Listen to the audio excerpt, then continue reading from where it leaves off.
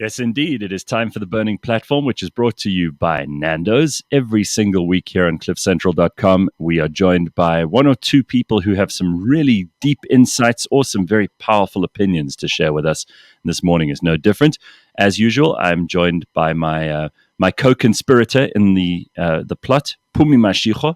And this morning, we also have Phumlani Majozi. So, Phumlani, it's nice to have you back on the show. Let me remind everybody who you are. Phumlani is a senior fellow at African Liberty, Africa's premier platform for advancing economic freedom and individual liberty. He's also a commentator on politics, economics, and global affairs, and you can follow him, especially if you have a good stomach. It gets quite hairy out there. But you can follow Phumlani if you like a bit of controversy online. I mean, Phumlani, not a week goes by where I don't see you fighting with some communist on Twitter. It's tough being you, man. You're a busy man, right? You know, a friend of mine once said to me, "You need to make sure that you don't ever publish your private residency address. You know." Yeah. Exactly. Always remain private, because I mean you could get attacked, and he was right. You know, people have said nasty things before, so I'll just make sure that nobody knows. Well, I hope you guys don't see where I stay right now, so you can't track that. There's probably some technocrat currently Googling to see what your ISP is and trying to zone in on where you are. So, all right, Phumi and I had a really interesting discussion last week with an academic called Dr. Dabiseng Muleko, and we got into some quite interesting discussions. She's very much from the theoretical side of things. I would venture to say that your take on things is sometimes probably a little more pragmatic, because you're dealing with people who run their own little businesses. You're talking to people in the community who are dealing with actual problems on a day-to-day basis. But it's important that we also pay attention to what the universities are churning out, much as it may be theoretical, because otherwise we wouldn't have an idea of what the options out there are.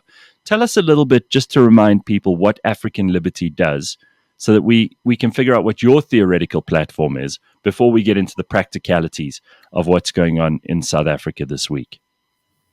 African Liberty is a branch or a sort of a division of Students for Liberty, right? Students for Liberty is an organization that was started in America, in Washington, D.C., if I'm not mistaken, it's almost 15 years now since we started them. And the idea was that in America, there has to be some sort of a push in university campuses, a push on markets, individual freedom, free trade, all the things that characterize a free society. So that organization was started by students, and it spread out across university campuses in the US. And then over time, there was one guy, a great friend of mine, who is a Nigerian, Olumayo Oketiran. He sort of saw what he was a student back then, and then reached out to some of the Students for Liberty guys in the US, and spoke to them if he could start an Africa version of the same thing, right? Where campus students, they mobilize and they sort of push for individual freedom. He started that years back, and it also came to South Africa. We had a few guys who worked in a few campuses. One guy was at University of Pretoria, and then at one point there was one guy at UCT who was sort of mobilizing. But South Africa was even more difficult because of hostility toward the ideas of markets. And African Liberty sort of was started as something that should be a platform for people who have already left university, right? People like us who were young professionals who would continue to be engaged on the ideas of freedom, to research, to write on how we can make Africa sort of a pro-market and a pro-individual society. So that's what we try and do. We try and be pragmatic, but we are driven by individual freedom, right? The state can't do whatever it wants with you as an individual. Your rights, individual rights, must be respected, and must be, if you want to take a job, take it. Don't be stopped by the minimum wage, the law, which says you can't take it. We'll talk about some of these practicalities in a moment. But Phumi, I know that you always watch. Phumi is really the biggest fan of the Zondo Committee, and it hasn't been a boring week there either. It never is. And we'll talk in a moment about some of the things that Phumlani wants to touch on. You know, the situation in Mozambique, which is concerning to all of us. The high petrol prices, which are coming up, and unemployment. We'll get to those just now. But Pums, there are some things going on in the news this week that I know you wanted to touch on. Do you want to introduce those Dude, straight away? the Zondo Commission has degenerated. Over the past couple of weeks, it has become such a, I think it's kind of like when you're at the end of a season of a TV show and you're Mhm. just like, this has got to come to an end now. The plot is gone. Everything that you loved about this thing has come to an end. That's where we are with Zondo. Things have degenerated so much at the commission right now. Nothing is fun anymore. Nothing is. I think everything that's been When aired do you has been aired. when do you think it started to go down? I mean, was this the Dalimpofu Pravin Gordon fight? No, I mean the Dalipofu and Pravin Gordon fight has been ongoing for a while, and I think anybody could see that this is how this thing is going to go and where it's going to go to. Um, but in that moment, DCJ lost control of the room. Dali was throwing his toys, and unfortunately, for Dali, is he has now become like a one-trick pony. You kind of know, oh, he's gonna shout racism. Oh, that's where he's gonna go with this. And his losing his temper in that way shows exactly how much out of control he had also been. Because I think for a lawyer to be that emotional about anything shows that he's no longer thinking. As we all know, when you get emotional in a situation, you stop thinking because now you've been rattled, and his cage was rattled. And then the DCJ lost control of it, trying to control Dali, trying to it's a mess. It's a mess. It's got to end now. We're done. Well, But I I, also think it's very sad that Cyril is now been drawn into having to come and sit here for 3 days and account for goodness knows what. It's got to end Well, now. I mean, let's just go to the ANC because there was quite a big announcement this week. ANC Secretary General Ace Magashule on Wednesday said that the party must be given time and space to do its work, has refused to be drawn into commenting on whether he will step aside from his role in the next 30 days. But it was basically decided by the ANC in the NEC meeting over the weekend that they want people who are involved in nefarious activities and people who uh, are guilty of crimes or have been charged with crimes to step aside in the next 30 days. Do you think, either of you, Phumlani or Phumi, that anything will happen there? Do you think that this is all just grandstanding and party politics at its very worst and it will result in nothing? I mean, we know the ANC is broken and fractured. There isn't a single commentator we've had on in the past year and a half who said, oh, no, the ANC's in perfectly good condition. They'll survive this. They're going to be fine. Are we starting to see ever deeper cracks? And is this an indication of the fact that these cracks cannot be polyfilled over? Well, let me start on that one. It is party politics. It's faction battles of the ANC. And the big question, which you've just raised, is will he step down in these 30 days that he has given? And for me, I don't see any other option. If he were to take a route, it would be a court process, right? But we saw this week, he himself dismissed that. He said, the political issues of the ANC cannot be resolved via the court, right? Because remember, the National Executive Committee is the highest decision making of the ANC, right? So if they have issued a decision to say within 30 days, all of those, not only Ace Makashule, but all of those charged with corruption, they must step aside.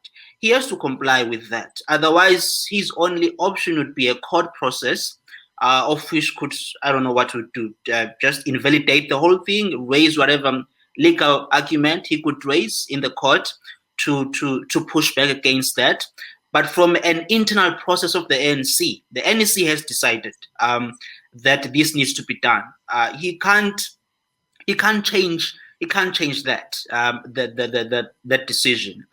It's hard for me to see him staying even more, even though the decision was issued. It's difficult. It would be something very destructive, and it would end up, and he would be suspended. And if he forces to come to office, if it comes by force, and then security would be used to push him out. So it would get more nasty. So I don't think he will.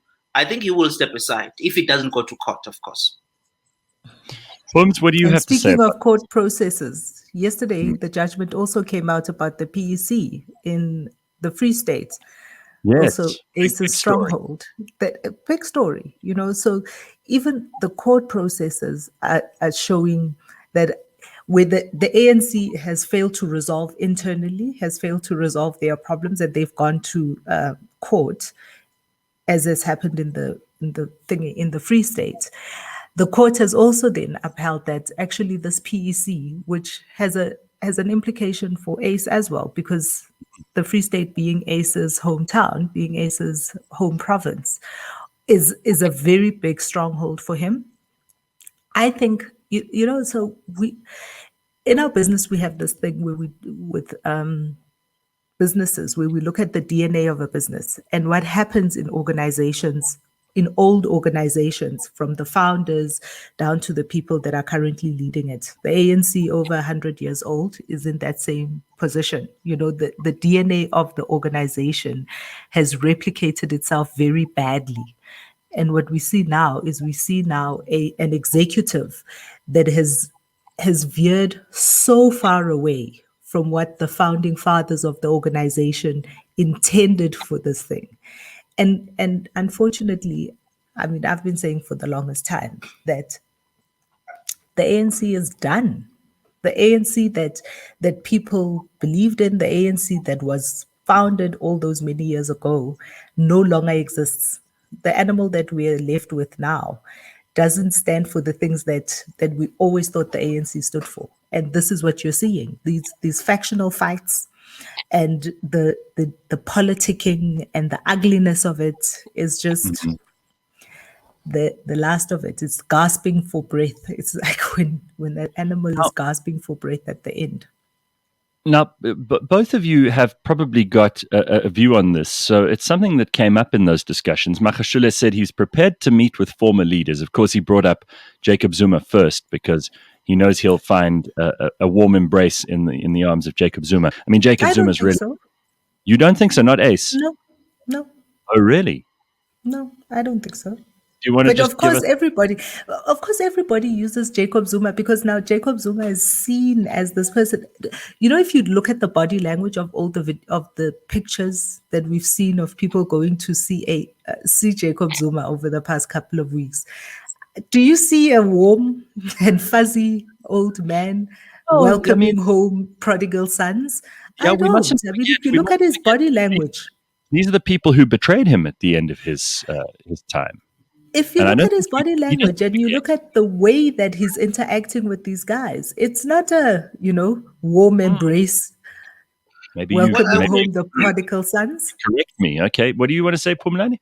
I wouldn't be surprised if he had straight to Nkandla to meet Jacob Zuma. And in fact, he said he's going to meet, previous leaders of the ANC. I think Matthews Posa as well would be one of those people. I won't be surprised. I think the Zuma thing is going to Nkandla. These politicians are manipulating us. Some of them are people who were Zuma's enemies a few years back. Julius Malema was one. He dislodged. He was instrumental in dislodging Zuma. Suddenly now he goes there in a weird way that seemed friendly, and people were like, "Is this the new alliance in South Africa's politics?" So I won't be surprised if he goes there, but it would be more about symbolism, right? We've seen these guys who are sort of charged with corruption, who have the dirty names, sort of are mobilizing and coalescing together, right? Wherever there's a Zuma case, you'd see Carl Niehaus, you'd see all this Supra Mahuma Pelo, all these guys, Musebenzi Swane, you see them all these guys who have dirty names. They are mobilizing as a faction in the ANC, and for some, they're in an effort to try and push back against the Ramaphosa faction. Well, so it won't be I mean, surprising. I think no one, nobody else will have them. And the other person who'd probably join that coalition of the disaffected is probably Zandile Gumede from eThekwini, who's really, she's covered herself in glory, hasn't she? She's like one of the best examples of the worst. She's apparently been called on for removal by the ANC in KwaZulu-Natal. Sorry, the DA has called for her removal. I mean, as if the DA are going to influence anything in the ANC. But they're saying the NEC decision that all members facing corruption and other serious charges must step aside from roles. That means she's included, right? And she should probably have to go. She and 21 others face over 2,000 counts of fraud, corruption, and money laundering. She's not messing around. Don't forget that in KZN, there is also a court judgment about the constitutional rights that PEC also has. Because again, the PEC conference in KZN, there was a real fight and a real struggle as to who is ascending to that PEC and whether they had enough of a quorum to be voted in. All of that. So they're internal battles that are spilling into the outside. But I think that the really important thing is we must not be distracted. Us on the outside, the South Africans, is we mustn't get drawn into the party politics as much as the party politics has a role to play in the bigger South African context. We actually have a much bigger problem. And our problems are economic. Our problems are joblessness. Our problems are way bigger. And this sideshow and smoke and mirrors that keeps taking our attention away makes us stop thinking about the things that we really need to be thinking about and the problems we need to be solving, because we're so glued to the spectacle. You see, one of the very stunning things, Gareth, is that it's the arrogance of the ANC, the disrespect of the ANC toward us as citizens. Those people disrespect us, right? They are so arrogant because they put Zandile Gumede in the legislature in KZN when there were already noises around her corruption. Right. The process was already in place. Yet still, they chose to put her in the provincial parliament. That alone tells you how arrogant and disrespectful the ANC has become. Right. And Phumi is right to speak about the fact that we are in ANC as lost it. Right. It's not only lost it in terms of reputation or public policy, which we'll get into in a few minutes. It's also lost it in terms of support, right? When you look at the ANC has been in a long-term decline, right? They've been declining and they will continue to decline. And of course, the West, when they decline further, is that we are likely to see a coalition between them and the EFF, which sinks South Africa even further. So, obviously, when someone's back is against the wall, they start to misbehave even more than usual. But I want to go back to what Phumi said just now, because I think I'm always very concerned that this show becomes one of those places where we talk about the politics because it makes us sound like we're smart and we're on top of things. But the real story, the story that affects most South Africans, is a lot simpler and doesn't have to do with party politics, doesn't have to do with factionalism, doesn't have to do with these incidents of corruption. You're quite right, Pums, and it even came up on my TV show last night when I think Howard Sackstein said most South Africans are more concerned about the rands and cents of their own lives. And I know this is something you and Phumlani both care about. So let's go straight to that, because maybe anyone listening right now is sick of hearing about internal coalitions and factions within these parties. The ANC at worst. Yeah. So let's try to talk about things that really affect people. Record high petrol prices. And this is obviously very, very bad. Phumlani, you've just written about this for the local economy. Government taxes have added to the increase in petrol prices. And for many people who think that if the government can just increase taxes, they'll be able to pay for more and will make people's lives better. Do you want to just disassemble in your own words why you think that's a bad idea? Well, it's a bad idea because, first of all, we do know how government misspends taxpayers' money, right? We see it misspending with failing SOEs. We see it misspending in inefficient programs. We see a big chunk of it being, it's called irregular expenditure, right? We see mismanagement of taxpayers' fund within government. So for us to take that little money, right, that a person in the Soweto township, right, in Umlazi township, in Kwamashu township, in Stenga townships where I come from, to take a percentage of that, the money that they could spend to better their families, to take it and give it to government. And at the same time, and at the end of the day, the return on that is almost dismal because there's terrible roads, everything's just terrible. The healthcare is in terrible shape. The police services are terrible themselves.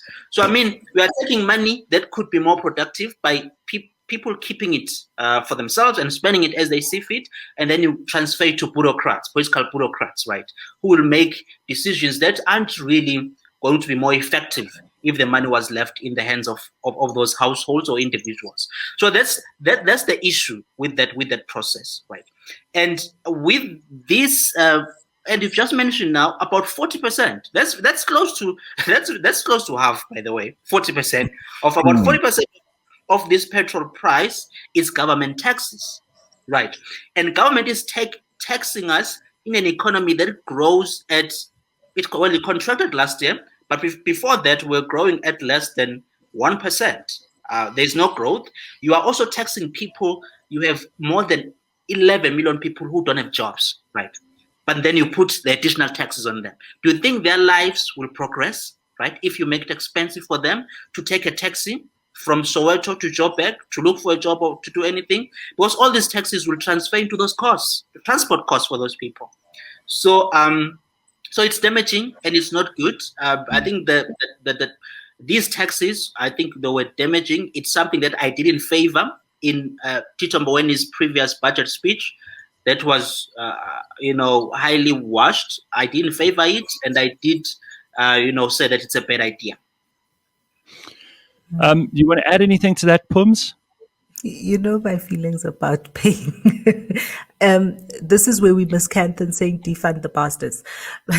But I think that so the reality of you can add more taxes, but the reality is the money does not exist. People are not working. Therefore, they don't have the money to pay the taxes. It's just a notation that you've got that says, here we go. We're going to add another percentage to VAT. We're going to do this and that. But it's people just are not spending less because they are saving that money or because they are keeping the money away from government. People are spending less because there is less money for them to spend. Right. And I know it's counterintuitive, but what the government needs to do in this situation is they actually need to release money. They need to, in order to stimulate spending, they need to tax us less. They need to release more avenues for money. And that's what stimulus is, right? Coming from the government is tax us less, put more money into the system, spend more of what they do have. So tax us less and spend more of what they do have, and not spend it on salaries, not spend it on their own salaries. Yeah, but how are you ever going to get, how are we ever going to get the government to spend less on the bureaucracy, Pums? I mean, that's also where their political support comes from. And the unions will never allow that, and they're in bed with the unions. That's why we love democracy, right? That's why we love democracy, because what democracy gives us is it gives us a chance every 4 years or so to change the government. It gives us a chance to change the government. But you are the first one to self-correct. And I agree with you on this. To who? Who are we going to change the government to? It's not like we've got great options there. So, Phumlani, do you agree that that we've got to maybe go to the polls and have an attitude to change? And if so, change to what? Well, it's right, democracy, right? And the people we have in power, the people who are mismanaging the economy, the people who have instituted what is called the Gupta network that we've seen over the past years, The people who have mismanaged education. It's people we voted into power, right? It's a democracy. Therefore, we can change. We can go in the next election and choose other people. Your question is, who are those people? Well, I've been blunt about this, right? I don't do political correctness. In my view, I say it as I see it. I think the DA needs to be given an opportunity. And when I say that, I'm accused of supporting the DA, and I'm being told, well, they are racist and so on, all silly accusations, at least in my view. So the DA would be an alternative. And I think their policies are less hostile to business. For me, I want business to thrive in South Africa, right? They are less hostile to business. And in my view, there are less levels of corruption in the party compared to other parties. There's no perfect party, Gareth. You can't have a perfect politician, right? But I think relatively, I think the DA is better. So I've been blunt about that. I don't, hide behind my thumb or whatever. And then there's also Herman Mashaba I've spoken about. I think I like him. He has an inspiring story, right? Though some people are concerned about the fallout he had with the DA. But for me, I think given the state of the country, of where we are, and the ideas we need, it's the ideas that are more of Mashaba and the DA that we need in the country.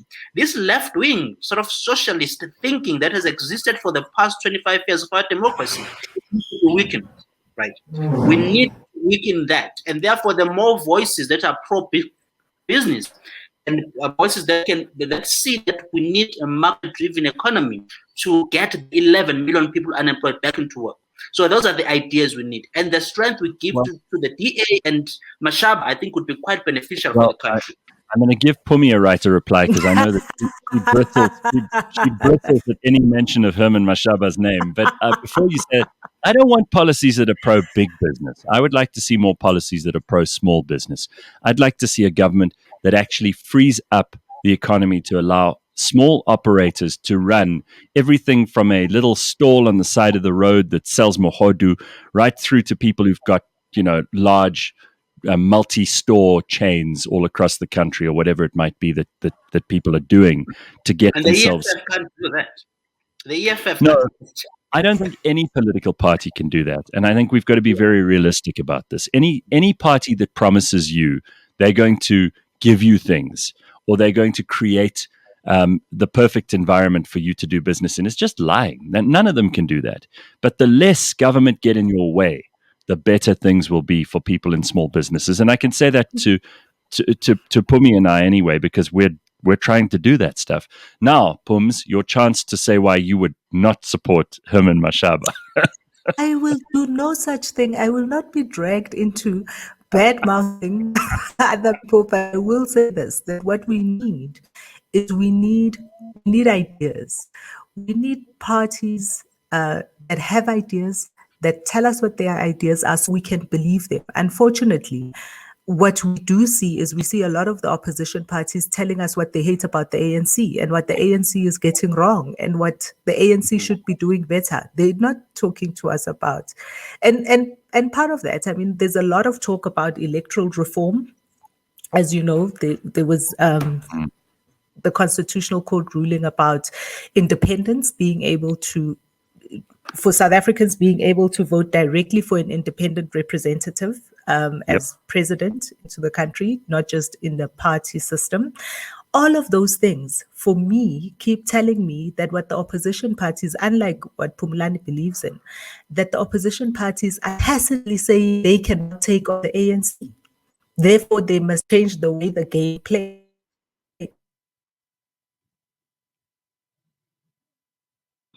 Seems we may have lost you there. Okay, I'm here. Can I see other people on my screen? So on my screen right now, it's like looking at a mirror. Thank you. And it's crazy because I don't know if you all are still there. Okay, cool. No. So every time it goes like that, I've just put you on the main screen. Because, please don't do that. All right. Well, let's go to something else because there are also things happening. You could call it international, but it's right on our doorstep. Things that I know are of concern to all of us. We spoke about the ISIS-linked terrorists in Mozambique, and I think that it's very stupid of us if we just hide our heads in the sand and go, oh, well, it's still too far away. It's not that far away. And these people could be on our very front stoop, so to speak, in the next couple of months if we don't take care and we don't take an interest in the affairs of Mozambique. And I know that many South Africans are thinking about this, but they're not thinking about it seriously. And I doubt very much that we have a defense department that is capable of dealing with external. But Carl Niehaus is taking a special branch of the MKVA out there. Yeah, to go to Nkandla. To Mozambique. Oh, really? Did you Tell not me see what this happened? on the news? Did you not see this on the news? Anytime Carl Niehaus comes up on the news, I tune out. I just assume it's stupid. What Carl Niehaus in his fades, in his military fades that I don't know where they belong to, he was interviewed saying he's taking a special detachment of the MKVA out into Mozambique to go deal with the situation in Mozambique. It was on the news yesterday. Okay, this is news to me. So in many ways, I'm surprised. So tell me quickly, what do you think of this, Phumlani? Do you think that if we did have a major problem and if we did decide to take action, we even have a military that is capable of doing anything to stem the tide? Well, I don't have faith in our state security. And the reason for that is it's already failing to protect us as local citizens. Right? When you see the levels of crime in the country, the levels of murder, people being murdered per day, we have at least 58 murders per day in South Africa. Right? We rank in the top 10 in homicide rates globally. Right? So it's a very scary country. So we have a security system that fails to protect citizens. So now, suppose now we find ourselves in a terrorist kind of battle or fight, and we know these terrorists, they have nothing to lose, right? They sacrifice their lives, for their cause. So faith in our security system, I doubt would manage it. In fact, we already hear some stories that there are people within South Africa that are somehow linked to that group, right, to terrorists or sympathizers, right? So, I mean, that's a big problem right there. And we don't see a campaign to root that out. We're not seeing it, which is a failure already. And my view, Gareth, is that with respect to what's happening in Mozambique, we have two options, right? One of them is to, right now, as some people say, to send troops to dismantle or crush the insurgency, right? And people say that the security experts say that you should do that as early as possible because over time, these insurgents will grow and will affect South Africa. But then that option, we must know that there will be reprisals, right? These people are going to retaliate at some point, right? So it puts us in danger. And then the other option is to say this is a Mozambican problem. Let the Mozambican government deal with it. We will strengthen. We will, reinforce our security here at home, right? So that's one. Or some people say do it both. But my view is that going in there right now, and in an area that is Cabo Delgado is in the north. It's not even in our borders right now. So for now, maybe let's focus on strengthening our security and making sure that our people who are there, they are safe, and we bring them back home. And we know we have the most porous borders. I just want to clear up because I know Pumi's reputation is more important on this show than mine. The Carl Niehaus story is bullshit. It's obviously fake news. It's an April Fool's thing, clearly, because the graphic that has been going around on social media is meant to be ENCA, but it says EANC, MKVA, Special Ops Team to tackle Mozambique rebels. So clearly, they are mocking Carl Niehaus as well. Gareth, you could have let me ride with this. People would be on social media looking it up now. Now look at you. Sorry, folks. I'm more concerned with your reputation than you are this morning, clearly. All right, so although, guys, can I just say, Gareth, do you remember a couple of months ago when we were speaking with Jean-Jacques Cornish about this? And and we did raise it. And I said to you guys that the problem with having so close to our borders and not having, and this is again the hollowing out of the state institution of South Africa that's happened over the past couple of years, is we no longer have the capacity. We don't have the standing anymore even within the continent to be able to pull some muscle that says something needs to be done over here. But also we don't have the capacity internally. Our DIRCO is useless. Who's that? Nkwane Maite Mashabane. Is that the current? I mean, I don't even know who the. No, it's not. It's Naledi Pando. Naledi's in charge It's of. Naledi Pando now. It's Naledi Pando now. But all of that, right? We have nobody there who is able to make a case, not just for South Africa, but for Mozambique too, because it doesn't have to be South Africa sending troops out there. There are global systems that can be called on, and who is there to make those calls? Who is there to pick up the phone and have a conversation at the UN level, at the AU level, for these things to happen? And for South Africans, this is another situation we're going to find ourselves in, very similar to the quiet diplomacy we are let slide in Zimbabwe. And look where that has landed South Africa, right? Because if our neighbors fail, it has a direct impact. That's on true. South Yeah, Africa. it's a big threat, Gareth, for South Africa, and I think right now it's the most important foreign policy issue that we'll need to deal with as a country over the next, I don't know, year, 2 years. It's a very big one. Let's just turn our attention even further afield. I mean, it is clear to anyone, even the most casual observer, that President Joe Biden of the United States is an addled, old dementia patient. And there's no two ways about it. His press conference last week was an embarrassment. He was reading notes. He didn't even know where in his notes he was. There were prepared questions for prepared members of the very friendly press. He stumbled and bumbled and mumbled. He lost his way. He started talking nonsense. He didn't even make a good impression on the things that he had prepared notes for.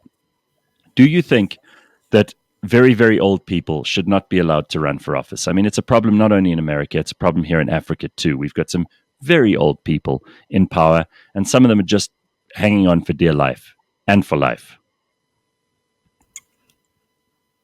Phumi, you take that one. Look, guys, America is very similar. The analogy between America and the ANC for me is quite amazing, because America is also in that situation where it's slowly disintegrating. The DNA of the country, it's losing its standing in the world. And it says a lot if the best politicians that they had, the best person they had for the job against Donald Trump was Joe Biden. And looking at the number of people that turned out to vote for Donald on the one side, who a lot of people see him as a wrecking ball, and on the other side to vote for Joe Biden, it is the giant is falling. The American giant is also falling, and it's I think it's the end of an empire that we're seeing, and it's just a slippery slide now. Just a slippery slide. Just one more. Yeah. It's very similar to the AC. Yeah, it's interesting what you mentioned, Gareth. You say we see this even in Africa, where Africa is the youngest continent region in the world, and but the average age of leaders, who in many occasions have stayed for 3 decades in power, right? So I mean, there is always this mismatch, and we have very old people running the countries, and the regions. The people are young themselves. Should we put some limitations on? Should we have, say, maybe if you are more than 60, you can't run, or you can't be the president of the country? I think that would that would work, actually. It's the first time. You can't put limitations. People must vote differently. There are two things. People must vote differently if that's how they feel. But secondly, then there must be people willing to stand for election. If young people are not standing for election, if young people are not there to be voted for to begin with, no, that's not how democracy works, unfortunately, putting an age limit. Well, every democracy has its rules and limitations, whatever you can call it. There are rules in a democracy, and the question is, should we have a rule that says if you are more than 60, it's best you just retire, and then youngish people, they run the country and move the country forward? Because you're going to have a situation like the Joe Biden situation that we are facing right now in the US and in Africa, which is what Gareth said. Young people cannot wait to be given opportunities. If you want an opportunity, you stand up and you take it. Unfortunately, what we do have here in South Africa and in Africa in general is young people are uninterested. Young people don't show up. Young people are not there to be voted for. Yeah, disengaged from politics for all the reasons. They have to show up. Nobody's going to give you the space. No, that's exactly right.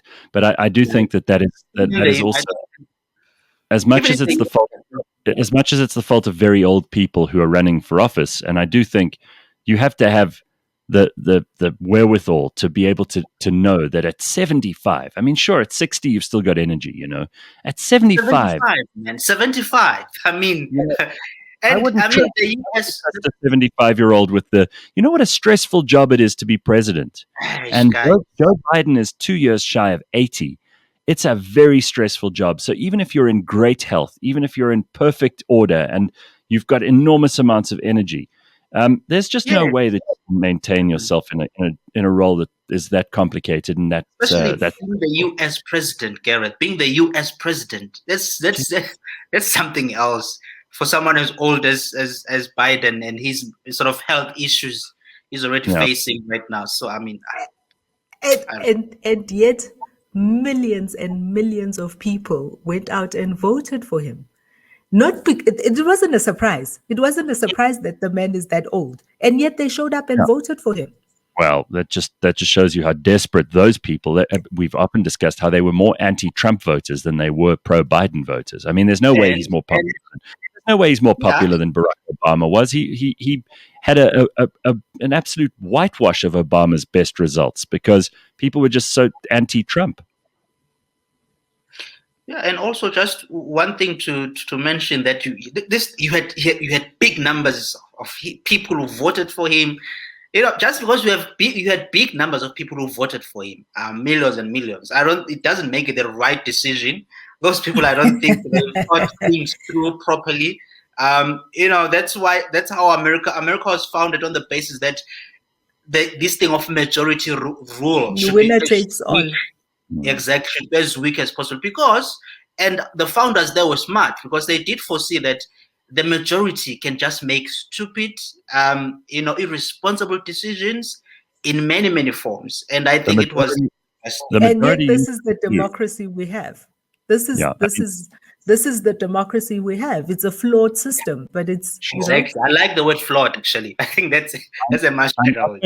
I'm often reminded when it comes to popularity and to majority rule, and people who say, "Oh well, if 9 out of 10 people like something, it must be a good thing." You've got to remember that back in the 1940s, Hitler received more fan mail than the Beatles did in the 1960s put together. The Beatles and the Rolling Stones, all of them individually and together. That doesn't mean that Hitler was a good guy, just because a bunch of people thought he was cool back in the 1930s. Let's not be stupid about it. And it doesn't mean that people made the right decision, as if somehow we should attach this sensibility towards the decision making that they chose Hitler. No, it wasn't. It was a stupid decision they made. No, they made the right decision for themselves. They made the right decisions for themselves and what they wanted at the time. It's the right decision for them. I think, right decision for themselves. It was the right decision for them. Yeah. I'm a freedom guy. It worked for them. We have a right to be stupid, but we must call you out. So, all right, let's just talk about one quick thing, because we don't have a lot of time left, and I do want to address this. So, borders, we just talked about our borders with Mozambique and how porous they are. So Joe Biden's biggest threat at the moment is his southern border. People are streaming across there. There's a humanitarian crisis unfolding. You remember how people like Alexandria Ocasio-Cortez were doing photo ops at what was expected to be the border, but turned out to be a parking lot, where she was crying about all these poor immigrant children who had nowhere to live. We've got a real situation there, because criminal gangs are being paid lots of money by desperate immigrants who want to get into the United States, and they are sending children across the border. It's created an enormous problem for the Biden administration because they have nowhere to house these kids. Kids are often unaccompanied. If they are accompanied, we're not even sure if they're accompanied by their parents. Sometimes they're ferried across by these criminal gangs, and there's nowhere to put them. So they've got these child sort of care centers that's being run by the Department of Homeland Security. These places there's no social distancing in them. They're sleeping under foil blankets. It looks really bad. But when Trump was president, they called this kids in cages and made a huge fuss of it. Now, of course, it's just, accommodation for children. Something like 700 kids are put in a space that's meant to accommodate 100 kids. It's a real problem. Humanitarian crisis. Mm-hmm. That's what they're calling it. And in American terms, it probably is. Yeah, anytime you see children on their own in these kinds of conditions, if your heart doesn't go out to them, then you just don't have a heart. Yeah, no, you don't have a heart. But it's interesting that you've mentioned how different the media has sort of analyzed or described the situation, how different it is from what they did to Trump. Was Trump also faced a similar problem, and he was accused of putting together cages, putting kids in cages, of which, by the way, those facilities were started by Barack Obama. Started those facilities, right? It wasn't Trump who started those. So these facilities have been a democratic idea, right? Because Obama started them. But the way the media has sort of been soft toward Joe Biden on the issue, and apparently Biden's administration has been reluctant to give access to journalists to many of these facilities, right? They've been blocking access, and people have been asking, what are you hiding? Why can't we see what's going on there? So there have been limitations around the issue. And, the media has been soft. It shows how biased the mainstream media is in the US. And a Washington-based friend of mine, who is a Republican, has called it it's a democratic propaganda machine. The media, it always advances. What about the issue of the fact that most of the reason that these people are crossing the border now in these numbers is because Joe Biden seems to be much more pro-immigration than Donald Trump was. He said, if you come across the border, we will deport you. Stay in the country that you're in. And if you have a legitimate reason to be coming into the United States and you've gone through the process of trying to legally immigrate into America, we will accept you. But otherwise, you are not welcome. He was building walls. He was talking tough. And it seems to have worked. The Biden government has not talked tough, and now they are reaping this whirlwind. You've got to be careful what you say, right? There's a price for what you say. And in South Africa, we've had some horrible things being said. Let's just bring it home for a second. We've had some very xenophobic things being said, among them by Herman Mashaba, who we've discussed earlier in the show, among them by King Goodwill Zwelithini, who died just a couple of weeks ago. These are people who've said horrible things about immigrants. And yet in South Africa, there are still people willing to risk their lives to cross the Limpopo and its crocodile-infested waters and get here because there's more opportunity here than there is in neighboring countries. That's the thing. We tend to look at immigration worldwide in an insular way. We look at it from the inside looking out. But what it really is about is it really a failing in many, many different countries around the world of economics. In South America, we all know, right? What are the biggest industries coming out of South America between the drugs and some farming? And in fact, it's more profitable to be in drugs than it is to be in any other kind of industry. And the drug cartels run those countries.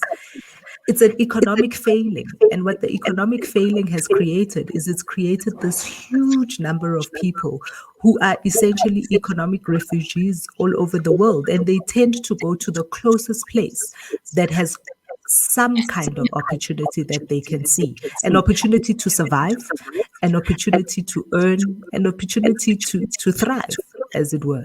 That's what you're seeing. But when we look at it from the inside, looking out, we're kind of going, all these people trying to get into our country. Yeah. But it's because Zimbabwe was managed into the ground, and there are there are less immigrants. It's quite obvious. There are less people who are trying to get into South Africa from, let's say, Botswana or Namibia, which are run reasonably well. Then there are people who are trying to get in from Zimbabwe or Mozambique, which are run very, very badly.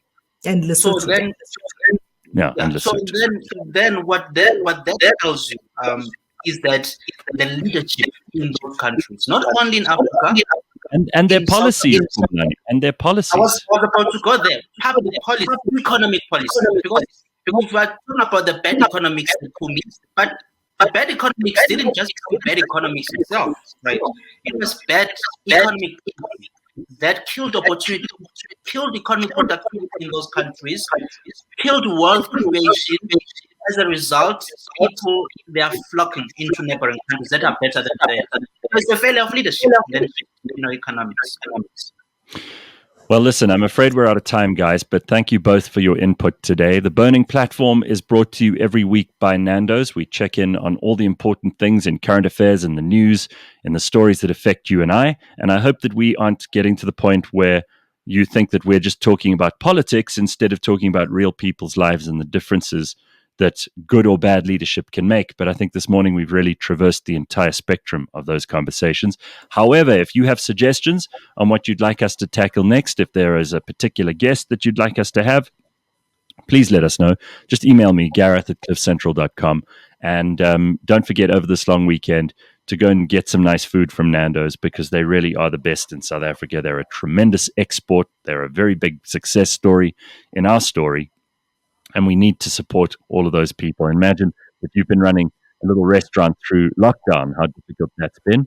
Go out there and support these guys. And also support any other small businesses that you see, because we do need to get our local economy up and running again.